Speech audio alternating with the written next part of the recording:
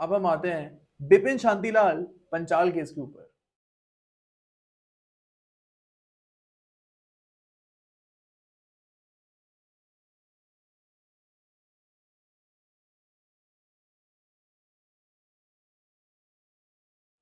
अब this case is very important. अब यहाँ पे एक इंपॉर्टेंट इशू को डील किया गया था। हमारे सामने क्वेश्चन आता है कि फॉर एग्जाम्पल एक कोर्ट की प्रोसीडिंग चल रही है, एंड एक एविडेंस को लेके आता है, उसमें एक एविडेंस लेके आता है। अब यहाँ पे जैसे ही एविडेंस लेके आता है, उस टाइम बी जो है वो इस एविडेंस के ऊपर ऑब्जेक्ट करता है। B objects regarding the admissibility of this evidence. B बोलता है कि एविडेंस एडमिसिबल है ही नहीं। अब यहाँ पे कोर्ट क्या करता है? Court conducts a hearing on this point. Court यहाँ पे एक हियरिंग कंडक्ट करता है दिस एविडेंस इज एडमिसिबल और नॉट। अब यहाँ पे वी कैन सी कि अच्छा खासा केस जो चल रहा था उसमें ब्रेक आ गया।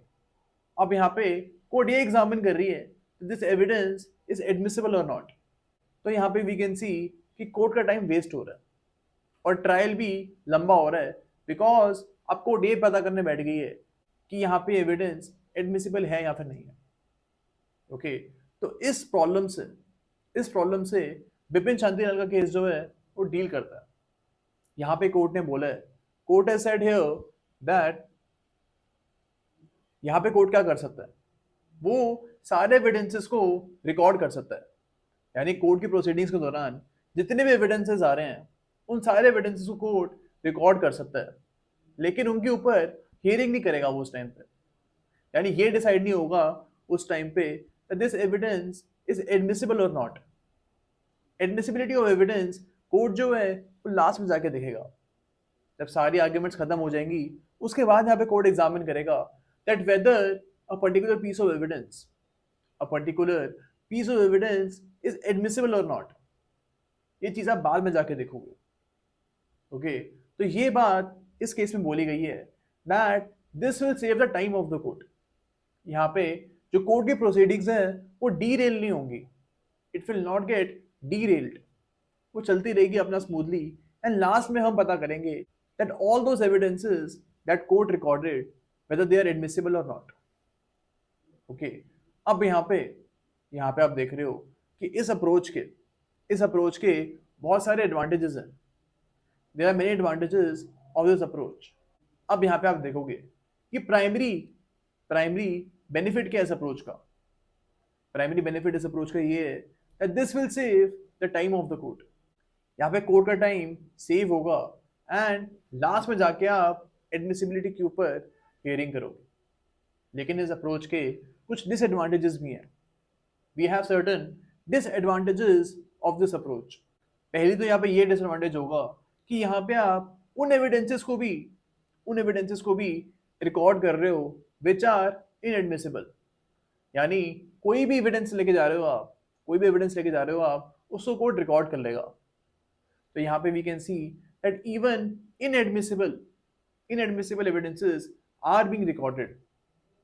ओके, एंड सेकेंड यहाँ पे ये डिसएडवांटेज होगा that the party does not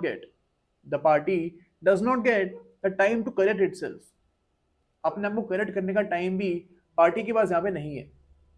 because अगर पहले ही पार्टी को पता लग जाता कि मेरा एविडेंस इनएडमिसिबल है, शुरू में ही पार्टी को पता लग जाता that this evidence is inadmissible, तो ऐसा हो सकता था that the party could have brought a potent piece of evidence, एक नया potent piece of evidence लेके आती जो उसके लिए बेनिफिशियल होता।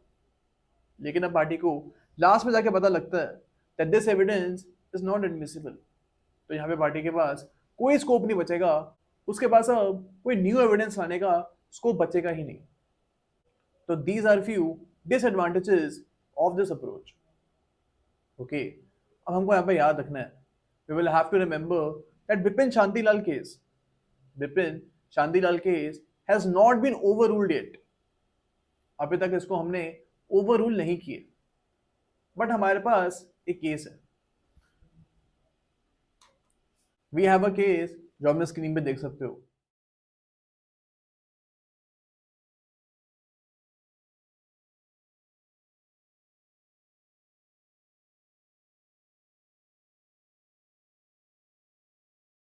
इस केस में कोर्ट ने बोला था, इस केस में कोर्ट ने बोला था that it is not mandatory to follow Bipin Shantilal guidelines.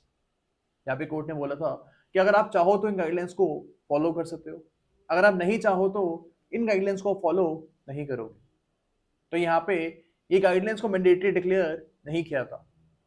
तो यहाँ पे वी कैन सी कि केस को ओवररूल नहीं किया गया, बिपिन शांतिलाल केस को यहाँ पे ओवररूल नहीं किया गया है, बट इसको यहाँ पे ऑप्शनल बना दिया गया। बट यहाँ पे इस केस की गाइडलाइंस को ऑप्शनल बना दिया गया। तो ये चीज हमको इस पॉइंट के ऊपर याद रखनी है।